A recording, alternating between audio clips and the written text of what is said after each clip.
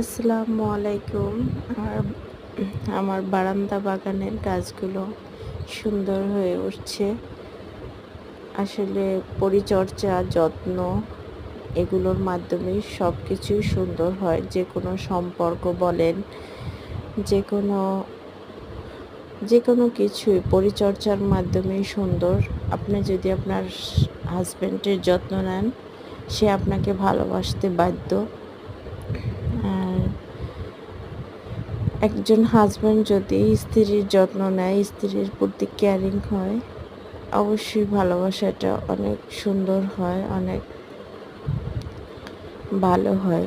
যে কোনো জিনিসের যত্নই বলে না, যত্নে রত্ন মেলে, এরকমেরই একটা কথা। যাই হোক, আপনার বারান্দায় যদি ছোট এক টুকরো বাগান থাকে, সে বাগানটার যদি আপনি যত্ন নেন, অনেক সুন্দর হয়ে উঠবে।